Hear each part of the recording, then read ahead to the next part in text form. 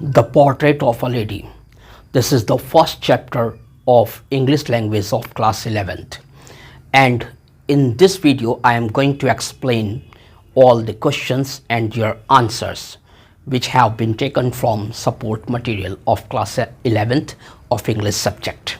So first question is, how did the grandmother spend her day in the village? गांव में दादी माँ अपना दिन कैसे बिताती थीं? गांव में जब दादी रहती थी तो अपना दिन कैसे बिताती थी, ये पहला क्वेश्चन है. It's answer is the grandmother spent her day by getting her grandson ready for the school, making breakfast for him and dropping him to school. Besides, she always remained busy in reciting prayers and telling the beads of her rosary. तो उनका जो दिनचर्या था, जिस तरीके से वो दिन बिताया करती थी, वो इस आंसर में बताया गया है. इसमें बताया गया है कि the grandmother spent her day by getting her grandson ready for the school, making breakfast for him and dropping him to school. जो ग्रैंड मदर थी वो सुबह उठते ही सबसे पहले क्या करती थी, जो भी डेली रूटीन होता है उसको करने के बाद वो अपने ग्रैंडसन यानी अपने पोते को, जिनका नाम है खुशवंत सिंह, उनको वो स्कूल के लिए तैयार किया करती थी. फिर उनके लिए ब्रेकफास्ट बनाती थी और फिर उनको स्कूल तक साथ ले जाती थी स्कूल छोड़ने के लिए. बिसाइड्स, इसके अतिरिक्त, she always remain busy in reciting prayers and telling the beads of her rosary. इसके अतिरिक्त वो हर समय जब भी खाली होती थी तो भगवान की प्रेयर में उनके लिप्स हमेशा बिजी रहते थे, लेकिन वो साउंड क्रिएट नहीं करती थी, मन ही मन प्रेयर को बोलती रहती थी. बस बोलते समय उनके लिप्स मूवमेंट करते थे, उनसे आवाज़ नहीं निकलती थी. तो उनका जो दिनचर्या थी उसमें ये भी शामिल था कि वो हमेशा प्रेयर में बिजी रहती थी और अपने एक हाथ में माला को फेरती रहती थी, यानी माला का जाप करती रहती थी. तो ये दादी जी का यानी कि ग्रैंड मदर का जो डेली रूटीन था वो लगभग इसी टाइप का था. Second question, why was the grandmother so disturbed when the narrator started going to the city school. जब नरेटर ने शहर के स्कूल में जाना शुरू कर दिया तब दादी जी थोड़ी डिस्टर्ब्ड क्यों हो गई, दादी जी थोड़ा परेशान सी क्यों रहने लगी, क्यों उनका नेचर थोड़ा चिड़चिड़ा सा हो गया. The grandmother was a religious lady who loved to read scriptures and told the beads of her rosary. जो दादी जी थी वो एक धार्मिक महिला थी और उन्हें धार्मिक पुस्तकों को पढ़ना, धर्म ग्रंथों को पढ़ना बहुत अच्छा लगता था और वो हमेशा अपनी जो माला है उसका जाप करती रहती थी, भगवान की प्रेयर करती रहती थी. When her grandson told her about the subjects being taught at school, she felt offended and reacted strangely.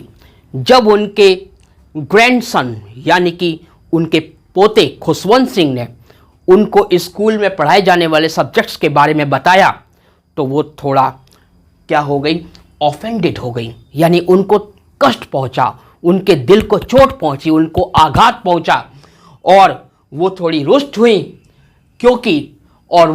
और उन्होंने रिएक्टेड स्ट्रेंजली और अपने पोते से एक अजनबी सा व्यवहार करना शुरू कर दिया, यानी कि बहुत ही कम बातचीत करना शुरू कर दिया. एक जैसे कहते हैं दूरी मेंटेन करनी शुरू कर दी और दूरी बनाकर रहने लगी. According to her, music was a monopoly of harlots and beggars. एक बार की बात है कि जो स्कूल से जब खुशवंत सिंह यानी उनका पोता ग्रैंडसन जब स्कूल से वापस घर लौट के आया था तो उन्होंने पूछा कि आज क्या पढ़ाया गया आपको स्कूल में. तो उन्होंने बताया कि आज हमें म्यूजिक का लेसन भी दिया गया. और ये सुनते ही दादी जी एकदम बौखला सी गई, एकदम उनका दिमाग पागल सा हो गया, क्योंकि उनके नज़र में जो म्यूजिक था वो वेश्याओं का और भिखारियों का एकाधिकार था. यानी म्यूजिक पर उनकी नज़र में वेश्याओं और भिखारियों का एकाधिकार था. म्यूजिक को केवल वेश्या लोग और भिखारी लोग ही यूज़ कर सकते थे. जो जेंटल फोक है, सभ्य समाज है, सभ्य लोग हैं, वो उस म्यूजिक का उपयोग कभी नहीं करते उनकी नज़र में। उनकी ये पुरानी सोच थी, ये थोड़ी गलत सोच थी, लेकिन उस ज़माने में ऐसा ही था, तो इस तरीके से उस ज़माने के अकॉर्डिंग उनकी ये सोच थी। और क्योंकि उन्हें ये पता चला कि खुशवंत सिंह जो कि उनका पोता है, ग्रैंडसन है, वो स्कूल से म्यूजिक सीख कर आया है, तो उस बात से उनको काफ़ी कष्ट पहुंचा, काफ़ी दुख हुआ। तो इस कारण से उन्होंने उस ऐसी घटना के बाद जब उन्हें ये पता चला कि अब ये म्यूजिक भी सीख रहा है, तो दूरी मेंटेन कर ली उन्होंने अपने पोते से और बहुत ही कम बात करना शुरू कर दिया। यानी उस घटना के बाद उन्होंने बहुत ही कम, कभी कभार ही किसी जरूरी मुद्दे पे ही बात की होगी, वरना बात ही नहीं करती थी वो खुशवंत सिंह से, अपने पोते से। आगे क्वेश्चन नंबर 3 है, how did the sparrows express their sorrow when the author's grandmother died. जब ऑथर की दादी जी मौत को प्राप्त हो गई, स्वर्ग को प्राप्त हो गई, यानी कि उनकी मौत हो गई, उनकी डेथ हो गई, तब जो गौरैया थी जिनको वो अक्सर दोपहर के समय भोजन खिलाया करती थी, उन गौरैयों का क्या रिएक्ट था, उनका क्या एक्सप्रेशन था, उन्होंने कैसे अपने दुख को व्यक्त किया, ये क्वेश्चन में आपसे पूछा गया है। तो आंसर है, authors grandmother was very fond of feeding sparrows with bread crumbs. जो ऑथर की दादी जी थी, वो रोटी को मींच कर उसको छोटे छोटे टुकड़ों में करके उन टुकड़ों को गौरैयों को खिलाने की बड़ी शौकीन थी। वो अक्सर दोपहर में खाली वक्त में कुछ समय गौरैयों के साथ बिताती थी और उनको उन रोटी के टुकड़ों को देती थी और खिलाती थी बड़े प्यार से, बड़े चाव से। When the grandmother died, जब दादी जी की मृत्यु हुई, the sparrows did not take notice of breadcrumbs given by author's mother। तो जब दादी जी की मृत्यु हुई तो क्या हुआ, उनकी जो डेड बॉडी थी उसको आंगन में लिटाया गया था, आंगन में उसको लिटाया गया था अर्थी के ऊपर। तो उस समय उनकी डेड बॉडी के आसपास हजारों की तादाद में जो गौरैया थी वो आकर चुपचाप साइलेंटली बिना चींची की आवाज़ करे शोक में, दुख में बैठ गई थी।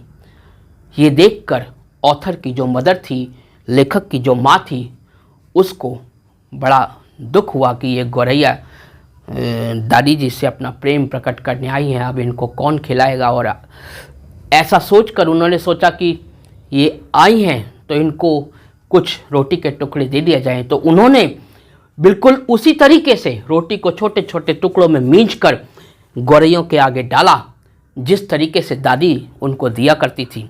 लेकिन गौरैयों ने उन रोटी के टुकड़ों पर बिल्कुल भी ध्यान नहीं दिया और जब उनकी लाश को उठाकर, उनकी अर्थी को उठाकर ले जाया गया तो वो चुपचाप साइलेंटली अपनी अपनी जगह पे उड़ गईं।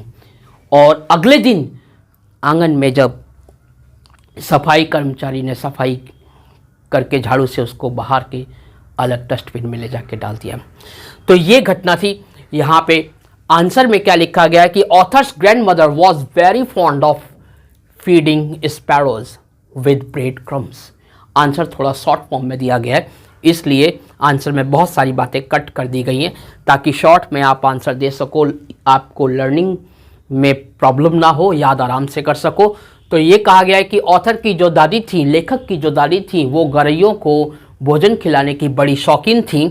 When the grandmother died, जब दादी जी की मृत्यु हुई, the sparrows did not take notice of breadcrumbs given by author's mother। तो ऑथर की मदर ने जिन रोटी के टुकड़ों को उनके लिए दिया था उन पर उन्होंने बिल्कुल भी ध्यान नहीं दिया and flew away without eating them। और बिना उन्हें खाए चुपचाप वो उड़ गईं। In this way they expressed their sorrow at her death। और इस प्रकार से उन गौरैयों ने दादी जी की मृत्यु पर अपने दुख को प्रकट किया।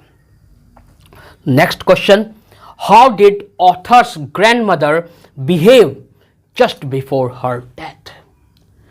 How did authors grandmother behave, author की दादी जी ने कैसा बिहेव किया अपनी मृत्यु से ठीक पहले के समय में। यानी मृत्यु के कुछ क्षणों पहले, कुछ समय पहले दादी जी का बिहेव कैसा था, ये क्वेश्चन में पूछा गया है।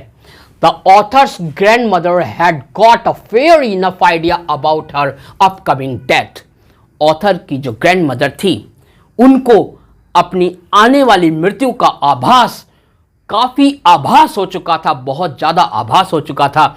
Therefore, she decided not to waste even a single second while talking to her relatives, but reciting the prayer and telling the beads of her rosary. इसलिए ऑथर की जो ग्रैंड मदर हैं, क्योंकि उन्हें ये आभास हो गया था कि अब कुछ ही पल बच्चे हैं उनकी जिंदगी के और उसके बाद उनका ये जीवन नहीं रहेगा, तो उन्होंने अपने जीवन का एक सिंगल सेकंड भी वेस्ट करना नहीं चाहा और उन्होंने साफ साफ शब्दों में कह दिया कि मुझे अकेला छोड़ दो और अब मैं भगवान की आराधना में अपना समय, भगवान की प्रेयर में अपना समय बिताना चाहती हूं। उन्होंने अपना जो टाइम है, आखिरी पल, वो प्रेयर करने में और माला का जाप करने में अपना समय बिताया। She gave a clear signal to her family that she was no longer interested in talking to them, और उन्होंने स्पष्ट शब्दों में अपनी फैमिली के लोगों को कह दिया कि वो आप लोगों से, यानी कि उन लोगों से बात करने में बिल्कुल भी अपना समय व्यर्थ नहीं करना चाहती। वो अपने आखिरी पलों को, अपनी ज़िंदगी के आखिरी समय को भगवान की आराधना में बिताना चाहती हैं। तो इस तरीके से ये आपके 4 क्वेश्चन हो गए जो मैंने बोर्ड पे लिखे हैं। अब कुछ क्वेश्चंस में आपको ओरल समझाने की कोशिश करता हूं। अब देखिए क्वेश्चन नंबर 5 है, why did the grand mother hate music? दादी जी संगीत से, म्यूजिक से नफरत क्यों करती थी? Grandmother considered that music was indecent and was meant only for harlots and beggars. दादी जी मानती थी कि म्यूजिक एक इनडिसेंट यानी अश्लील, निर्लज्ज चीज है, एक घटिया चीज है। दादी जी की नज़र में म्यूजिक एक घटिया चीज थी। दादी जी ये सोचती थी कि म्यूजिक एक घटिया चीज है and was meant only for harlots and beggars, और ये जो म्यूजिक है इसका वास्ता केवल वेश्याओं और भिखारियों से है। इसलिए वो म्यूजिक को बहुत ही गिरी हुई दृष्टि से, घटिया दृष्टि से, निर्लज्ज दृष्टि से देखती थी। It was not meant for gentle folk और school children from respectable families. Gandhi ji मानती थी कि ये म्यूजिक सभ्य लोगों के लिए नहीं है, या ऐसे लोगों के लिए नहीं है जो सभ्य परिवार के बच्चे हैं, जो स्कूल जाते हैं, उनको स्कूल में सिखाने लायक ये चीज नहीं है, क्योंकि म्यूजिक उनकी नज़र में एक घटिया चीज थी। ये दादी जी की सोच थी, उस जमाने की सोच थी। अब ऐसा नहीं है, ऐसा आप बिल्कुल मत सोचिएगा। Next question, why was it hard to believe that the author's grandmother was young and pretty? ये विश्वास करना क्यों कठिन था कि दादी जी बहुत ही सुंदर और यंग थी। कभी किसी जमाने में, अपने जमाने में जब वो छोटी थी तो बहुत ही चंचल, सुंदर और मासूम सी लड़की थी, और कभी वो समय भी था जिस समय वो यंग थी और सुंदर लगती थी, अट्रैक्टिव लगती थी, आकर्षक लगती थी। ऐसा मानना क्यों, मतलब ऐसा मानना मुश्किल क्यों था खुशवंत सिंह के लिए, उनके पोते के लिए, उनके ग्रैंडसन के लिए? It was hard to believe that the author's grandmother was young and pretty because the author as a young boy had always seen her as an old lady. Author की नज़र में यह मानना कि दादी जी कभी छोटी थी, कभी मासूम बच्ची, कभी खूबसूरत सी बच्ची थी, कभी चंचल स्वभाव की एक अट्रैक्टिव चेहरे वाली बच्ची थी, और कभी वो ज़माना भी था जब वो जवानी में बहुत सुंदर थी, आकर्षक थी। ऐसा मानना खुशवंत सिंह के लिए लगभग नामुमकिन सा था, क्योंकि खुशवंत सिंह ने जब से होश संभाला था, अपने बचपन से लेकर अपनी जवानी तक, उन्होंने दादी जी को सिर्फ एक ही अवस्था में देखा था, और वो अवस्था थी उनकी बूढ़ी अवस्था। वो भी इतनी खतरनाक बूढ़ी अवस्था जिसमें वो और ज़्यादा बूढ़ी हो ही नहीं सकती थी। वो हमेशा उनके चेहरों को एक झुर्रियों वाला, झुर्रियों से भरे हुए, भयंकर झुर्रियों से भरे हुए चेहरे के रूप में उनको देखा करता था। इस कारण उसकी नज़र में ये मानना कि दादी जी कभी सुंदर थी, कभी छोटी बच्ची थी, ये लगभग उनकी नज़र में, उसकी नज़र में असंभव सा था। She was of short stature and wrinkled all over. वो एक छोटे कद की, झुकी हुई और झुर्रियों से भरी हुई महिला थी।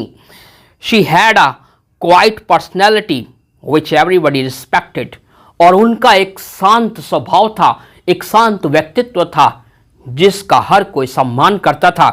सो to imagine her as a young and a pretty girl was a revolting thought for the author. इसलिए ये मानना कि वो कभी छोटी बच्ची थी, कभी यंग गर्ल थी, ये एक विरोधाभास वाला विचार हो जाता था, विचार था ऑथर की नज़र में, उनके ग्रैंडसन की नज़र में। क्वेश्चन नंबर 7 यहाँ पे है, why was the grand mother dissatisfied with the cities education. Grand mother शहर की शिक्षा, शहर की पढ़ाई से असंतुष्ट क्यों थी, यानी संतुष्ट क्यों नहीं थी। तो आंसर है, the grandmother was dissatisfied with the cities education because they never taught about the scriptures and God. दादी जी शहर की एजुकेशन से नाखुश थी, असंतुष्ट थी, क्योंकि वो देखती थी कि उनके पोते को शहर के स्कूलों में धार्मिक पुस्तकों के बारे में, धर्म ग्रंथों के बारे में और भगवान के बारे में कुछ पढ़ाया ही नहीं जाता है। The teachers taught science, the law of gravity etcetera which was not of much importance to her. Teacher उनको, उनके पोते को या शहर के बच्चों को साइंस की बातें पढ़ाते हैं, इंग्लिश की बातें पढ़ाते हैं, ग्रेविटी के बारे में बताते हैं, आर्किमिडीज के सिद्धांत के बारे में बताते हैं, और दादी जी की नज़र में इसका कोई महत्व नहीं था। इसलिए दादी जी शहर की एजुकेशन से बिल्कुल खुश नहीं थी। तो ये कुछ क्वेश्चंस थे और उनके आंसर्स थे। I hope you have understood all the questions and answers of this chapter very well. ऐसे ही लगातार क्वेश्चंस को समझने के लिए, चैप्टर को अंडरस्टैंड करने के लिए आप AR स्टडी सर्कल को सब्सक्राइब कीजिए और अधिक से अधिक मेरे से जुड़िए, ताकि आप जितना अधिक संख्या में जुड़ेंगे मैं अपने काम को और बेहतर तरीके से कर पाऊंगा। क्योंकि एक जोश, एक उम्मीद लगती है इंसान को कि हाँ, उससे किसी का भला हो रहा है तो वो अपने काम में और निखार लाए, और ऐसा ही मैं चाहता हूँ। So please subscribe AR study circle and share this video to all your friend circles. Thank you very much for watching this video. Thanks a lot.